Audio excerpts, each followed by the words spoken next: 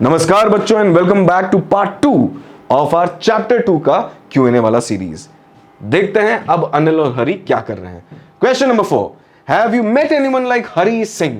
Can you think and imagine the circumstances that can turn a 15-year-old boy into a thief?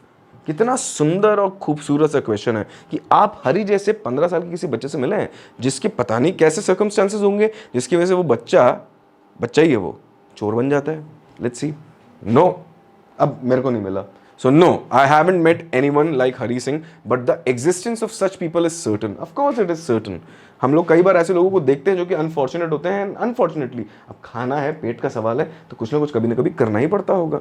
A 15-year-old boy can be forced by circumstances to become a thief. It may be the need to feed the stomach, to satisfy illegal addiction, to maintain health, to fulfill luxurious demands, etc. Now, ये जो question है ना, ये आपके opinion या फिर आपके experience based question है। तो यहाँ पे नो लिखोगे तो ये सब लिख पाओगे, यस लिखोगे तो बढ़िया कहानी होगी आपकी, जो मन चाहे वो लिख सकते हो। तो यहाँ पे याद रखना है कि it's an opinion based question. इसका मतलब ये है कि आपके opinion based on your experience, उसके हिसाब से इस क्वेश्चन को आंसर करना है। ऐसे बहुत सारे क्वेश्चन हर बार आते हैं, तो यस और नो लिख के आगे अपन को बढ़िया अंग्रेजी में लिख देना है। यहाँ पे इस सैंपल आंसर में हमने क्या क्या लिखा है कि भैया हमें तो ऐसा कोई नहीं मिला, पर क्या पता कई बार ऐसा होता है कि कौन से सर्कमस्टांसेस होते हैं जो कि फोर्स कर देते हैं किसी को थीफ बनने में। और ऐसा क्यों हो सकता है? सिंपल सी बात है, खाने के लिए, या फिर एक बहुत अच्छा पॉइंट है यहाँ पे, इलीगल एडिक्शन, सब्सटेंस अब्यूज भी करते हैं छोटे छोटे बच्चे आजकल अनफॉर्चुनेटली। तो उस चीज को भी फीड करने के लिए पैसा होता है, जिसकी वजह से एडिक्शन को फीड करना भी बहुत इंपॉर्टेंट हो जाता है, क्योंकि behavioural addiction is something that is crazy. और या फिर maintain health to fulfil luxurious demands. तो अब हेल्थ के ऊपर भी कई बार होता है कि घर से अपन चोरी कर रहे हैं क्योंकि हमें प्रोटीन का पाउडर लेना है या कुछ लेना है। छोटे छोटे कभी कोई बच्चे ऐसे चीजें करते हैं, या फिर एक लग्जरियस लाइफस्टाइल जीने के लिए बड़ा फोन, बड़ी गाड़ी। अब कमा तो पा नहीं रहे तो करें क्या? चोरी। ये सारी मानसिकता को इस वाले आंसर में, सैंपल आंसर में दर्शाया गया है।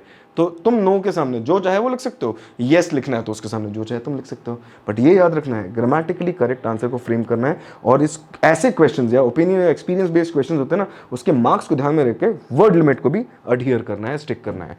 Question number 5, do you think people like Anil and Hari Singh are found only in fiction और are there such people in real life? तो क्या ऐसे लोग किस्से कहानियों में ही होते हैं कि असल जिंदगी में भी ऐसे लोगों को पाया जा सकता है?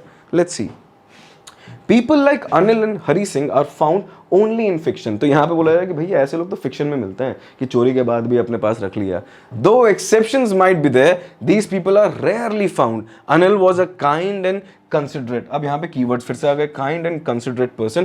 कैरेक्टर स्केच के ऊपर अपन थोड़ा सा ध्यान देंगे, समरी वीडियो में अपन ने इसको डिस्कस किया है। तो इस क्वेश्चन के आंसर के लिए यहाँ पे कैरेक्टर स्केच काम आ सकता है। अनिल के बारे में जैसे बता रहे हैं अपन, kind and considerate person who was concerned about Hari's education and future.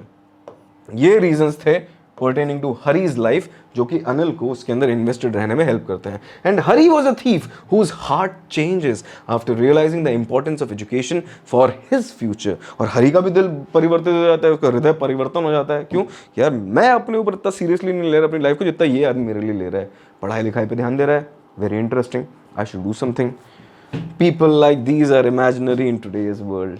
ये आखिरी वाली लाइन थोड़ी सैड है, I know, but you know, sample answer लिखा है, रियलिटी का परसेप्शन होता है, तो this is what it is. But please be very very aware, ये वाला क्वेश्चन भी एक ओपिनियन बेस्ड क्वेश्चन है या फिर एक एक्सपीरियंस बेस्ड क्वेश्चन है। तो you can mould these questions as you like. इन क्वेश्चंस को रटने की कोशिश मत करना। यहाँ पे सिर्फ और सिर्फ दो चीजें काम आती हैं। क्या? एक तो क्रिएटिव राइटिंग, मतलब creative expression, use of vocabulary and good words वगैरह, और दूसरी चीज करेक्ट ग्रामर। इन दोनों चीजों को इंटैक्ट रख लिया अपन ने, तो ऐसे क्वेश्चंस तो ऐसे ऐसे जाएंगे। Next, question number 6. What does he get from Anil in return for his work?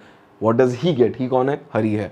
When Hari asked Anil if he could work for him, Anil said that he could not pay him. Finally, the agreement was that if he would cook, then Anil would feed him. However, Anil soon found out that he did not know how to cook. Therefore, he taught him how to cook and later how to write his name. He promised he would teach him how to write whole sentences and how to add numbers. Apart from this, when Hari went out to buy the day's supplies, he would make a profit of a rupee. Now, हमने यहाँ पे basically कहानी का एक छोटे से part को summarise कर दिया यहाँ पे। तो पहले उसने बोला कि भाई हाँ मैं आप रह सकते हो, you can cook for me, you can work for me, but I won't be able to pay you. फिर उसके बाद एक नया एग्रीमेंट आया, क्या? तुम हमारे लिए खाना बनाओ एंड मैं तुम्हें वो खाने का एक शेयर दूंगा। So you cook for me and I will share that food with you. But बाद में पता चलता है कि भैया हरी को खाना बनाना आता ही नहीं है। ये अपने पूरे चैप्टर की समरी हो रही है, ठीक है। हरी को खाना बनाना नहीं आता है तो खाना बनाना सिखाया। That's the beauty of Anil's character. He taught Hari how to cook. उसके बाद उसका नाम लिखना सिखाया and then he promised further कि मैं आगे जाके आपको कंप्लीट लंबे लंबे सेंटेंसेस लिखना सिखाऊंगा और उसके बाद मैथमेटिक्स का भी थोड़ा सा ज्ञान दूंगा। और इसके अलावा हरी जब भी बाहर जाता था तो वो हरी एक प्रॉफिट भी बनाता था। मतलब 10 रुपए दिए, 9 रुपए का खर्चा हुआ तो 1 रुपए जेब के अंदर। तो मतलब हरी ऐसा था, फिर भी अनिल की अच्छाई की वजह से हरी का भी चेंज ऑफ हार्ट हो जाता है। और इसी के साथ हमारे ये वाले चैप्टर की Q&A आर डन विथ। मतलब Q&A का मतलब ये है कि मेजॉरिटी ऑफ द क्वेश्चंस जो हैं वो इन्हीं फैक्ट्स पे बेस्ड होंगे। तो चैप्टर समरी एक बार अपन रिवाइज कर लें या फिर ये Q&A वाली छोटी सी सीरीज देख लें। इसमें अपना ये छोटा सा प्यारा सा chapter will be done for. So thank you so much for being with me. एक नए वीडियो में मिलेंगे अपने अगले चैप्टर के साथ। Up till then keep reading and please comments में थोड़े नए वोकैबुलरी वर्ड्स और थोड़े अपने क्वेरीज नहीं है तो भी मेरा मन रखने के लिए डाल दीजिएगा।